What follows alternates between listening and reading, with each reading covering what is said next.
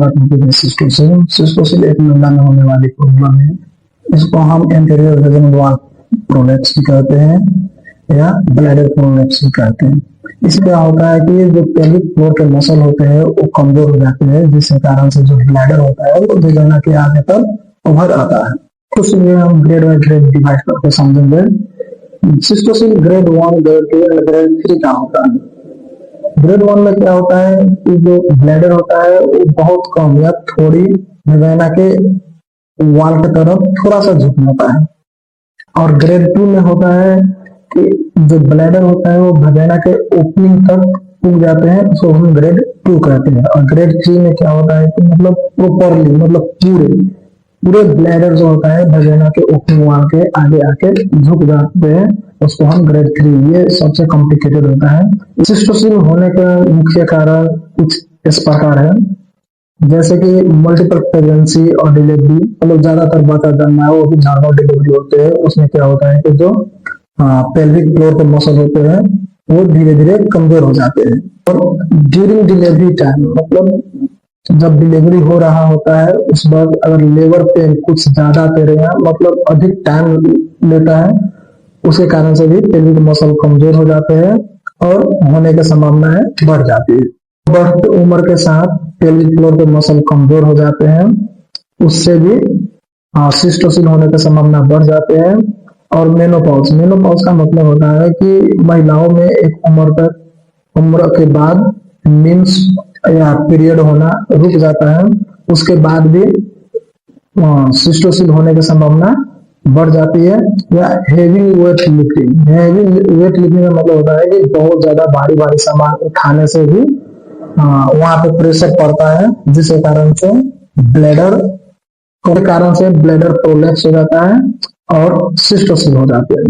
एक बार खांसी होना या बहुत दिन तक मतलब क्रोनिक रूप से कॉन्स्टिपेशन होना भी सिस्टोसिल होने का संभावना को बढ़ाती है। ये सब है सिस्टोसिल होने का कारण। अब हम जानेंगे सिस्टोसिल के रिस्क फैक्टर क्या है। मतलब ये अधिकांश 40 वर्ष के ऊपर के मतलब 40 वर्ष के अधिक उम्र के महिलाओं में देखने को मिलता है। ये मल्टीपल प्रेगनेंसी या डिलीवरी जिस महिला को हुआ है उनमें देखने को मिल जाता है, या क्रोनिक रूप से कॉफ है या क्रोनिक कॉन्स्टिपेशन है, उनमें भी ये देखने को मिलता है। किसी वजह से अगर पेल्विक फ्लोर के सर्जरी हुआ हो तो उसे भी वहां के पेल्विक फ्लोर के मसल कमजोर हो जाते हैं, उसके कारण भी सिस्टोसिल होने की संभावना बढ़ जाती है। सिस्टोसिल के पेशेंट में देखने जाने वाले लक्षण या सिम्टम कैसे होते हैं, जैसे कि वेजाइना में दबाव महसूस होना या वेजाइना में भारीपन महसूस होना, वेजाइना में कोई उभार और गांठपन का महसूस होना, डिफिकल्टी ड्यूरिंग यूरिनेशन, पेशाब करते वक्त कुछ कठिनाई होना, और फ्रीक्वेंसी ऑफ यूरिनेशन मतलब बार बार पेशाब आना, खांसने या हंसने या छींकने पर पेशाब ऑटोमेटिक अपने आप बाहर निकल जाना, और बार बार यूटीआई मतलब यूरिनरी ट्रैक इंफेक्शन हो जाना, या सेक्सुअल इंटरकोर्स के टाइम मतलब जब हम फिजिकल कांटेक्ट करते हैं उस वक्त भी सेक्सुअल इंटरकोर्स में कुछ डिफिकल्टी देखने को मिलते हैं। तो ये सब रहा सिस्टोसिल के कुछ लक्षण, जिसे हम पेशेंट के मुंह से ये सब कंप्लेंट सुनने को मिलता है। सिस्टोसिल को हम डायग्नोसिस कैसे करें, जैसे मैं पेशेंट का अपने सिम्टम बता दिए और उसके बाद हम इसको डायग्नोसिस कैसे करें, पता कैसे लगाए कि ये वास्तव में सिस्टोसिल है या कोई और डिजीज है, इसको हम कैसे पता लगाए। सबसे पहले तो हम लोग इसको फिजिकल एग्जामिनेशन करते हैं, पेशेंट को फिजिकल एग्जामिनेशन करके देखते हैं कि उसका स्ट्रक्चर कैसा है, क्या है, और उसके बाद हम अल्ट्रासाउंड भी उनको एडवाइस करते हैं। अल्ट्रासाउंड भी करके हम लोग देखते हैं, कंफर्म करते हैं कि ये है क्या। सबसे पहले पेशेंट से हम उसके पास मेडिकल हिस्ट्री के बारे में पूछते हैं कि मतलब पहले कोई सर्जरी हुआ है कि नहीं पेल्विक फ्लोर पे, और हम यूरिन के टेस्ट भी करवाते हैं, यूरोडायनेमिक के टेस्ट भी कराते हैं, कुछ रेयर मामले में हम सिस्टोस्कोपी भी करवाते हैं। और इसके हम ट्रीटमेंट कैसे करें, इसमें नॉन फार्माकोलॉजिकल ट्रीटमेंट भी होता है, और कुछ सपोर्टिव ट्रीटमेंट भी होता है।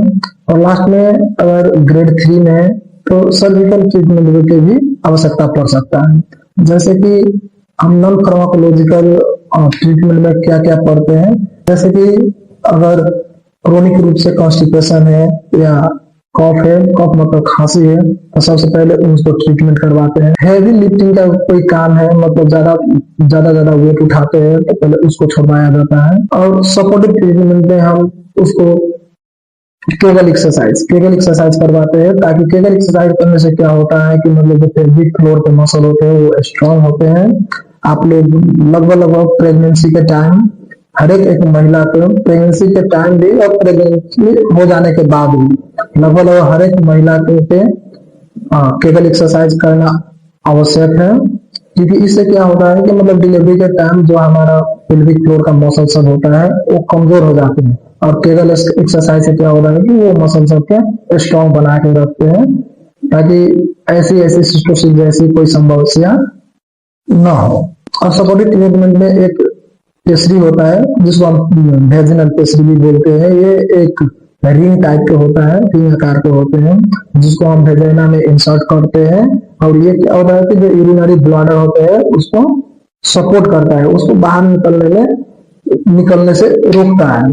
तो इसको हम पेसरी और वेजिनल पेसरी भी बोलते हैं। और लास्ट में इसका आता है सर्जरी। अब ग्रेड 3 और ग्रेड 2 में भी किसी किसी को सर्जरी की आवश्यकता पड़ सकता है। ये अगर केवल एक्सरसाइज से ठीक नहीं हुआ या वेजिनल पेसरी से ये भी कोई काम नहीं कर रहा है, तो लास्ट में हम इनका सर्जरी करा देते हैं। अब हम जानेंगे कि सिस्टोसिल के कॉम्प्लिकेशन क्या क्या है। सिस्टोसिल के कॉम्प्लिकेशन कुछ ऐसा है कि बार बार यूटीआई हो जाना। यूटीआई मतलब जब वो यूरिनरी ब्लैडर और वेजिना के जो ओपनिंग होता है वो जितना नजदीक हो उतना यूटीआई के चांस बढ़ जाता है।